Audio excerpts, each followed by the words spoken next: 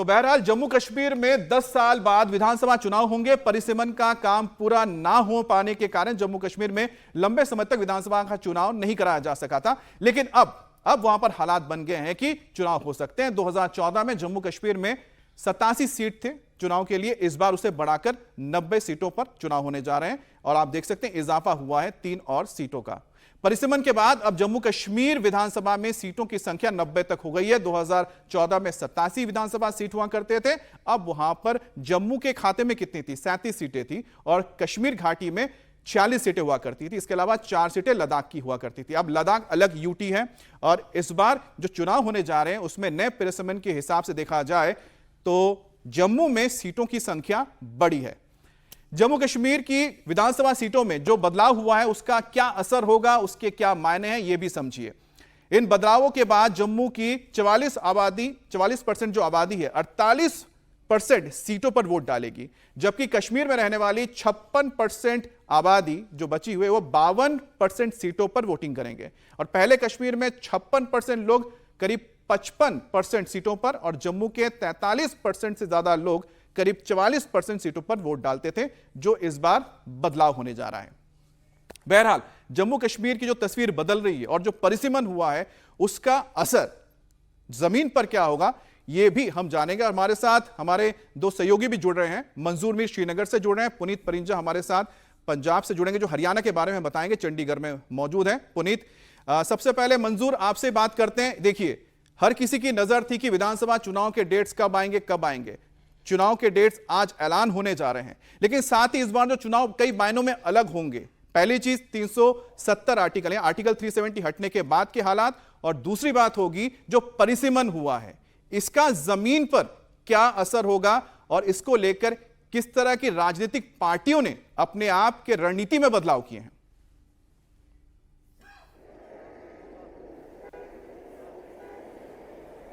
बिल्कुल अमित, जो डिलिमिटेशन हुआ है उससे कहीं ना कहीं जो है, अब अगर हम सीटों की बात करें तो इक्वल सीट्स दिख रही है जम्मू और कश्मीर में। हालांकि पहले ये संख्या कश्मीर में ज़्यादा थी, जम्मू में कम थी, और डिलिमिटेशन प्रोसेस जब पूरा कंप्लीट हुआ था तो जम्मू कश्मीर की सभी जो राजनीतिक पार्टियां हैं उन्होंने इस पर कहीं सवाल खड़े किए थे और कहा था कि ये जम्मू कश्मीर की जो डेमोग्राफी है उसको चेंज किया गया है। लेकिन डिलिमिटेशन प्रोसेस के तहत ही जो है अब जम्मू कश्मीर में 90 सीटों पर चुनाव होगा। हालांकि लद्दाख रीजन की जो 4 सीटें थी वो अब जम्मू कश्मीर के साथ नहीं है, बल्कि कुल मिलाकर जम्मू कश्मीर और लद्दाख में 2014 के चुनावों में 87 सीट्स थी। तो इस लिहाज से ये चुनाव जो है बेहद महत्वपूर्ण माने जाते हैं। दूसरी बात ये है कि 2014 के बाद ये चुनाव आर्टिकल 370 हटाए जाने के बाद हो रहे हैं। निसंदेह ही आर्टिकल 370 हटाए जाने के बाद बीजेपी और केंद्र सरकार का ये दावा है कि कश्मीर में हालात पूरी तरह से बदल गए हैं, मिलिटेंसी जो है वो ख़त्म हो चुकी है, हिंसा पत्थरबाजी अब एक इतिहास रह चुका है।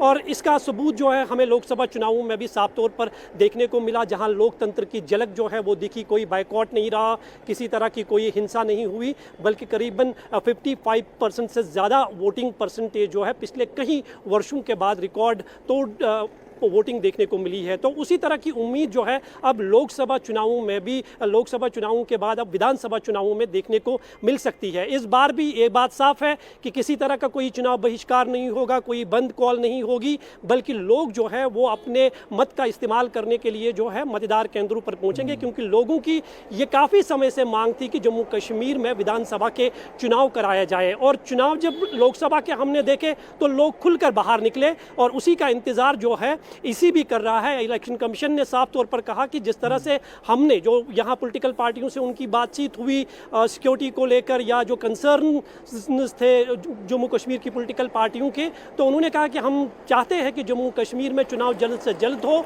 और उसी तरह की लोकतंत्र की झलक जो है वो विधानसभा चुनावों में भी देखने को मिले। तो उसका इशारा जो है अब 3 बजे जो है साफ तौर पर ऐलान उसका होगा और उम्मीद की जा रही है कि इस बार जिस तरह से लोगों ने निकलकर वोट किया 2024 के लोकसभा इलेक्शन में जम्मू कश्मीर में, और सोचिए 2 दिग्गज, एक तरफ फारूक अब्दुल्ला के बेटे उमर अब्दुल्ला और दूसरे मुफ्ती के बेटे महबूबा मुफ्ती, दोनों ही अपना इलेक्शन हार गए। और यह अपने आप में बड़ा संकेत था कि घाटी में किस तरह का बदलाव हुआ है जमहूरियत में।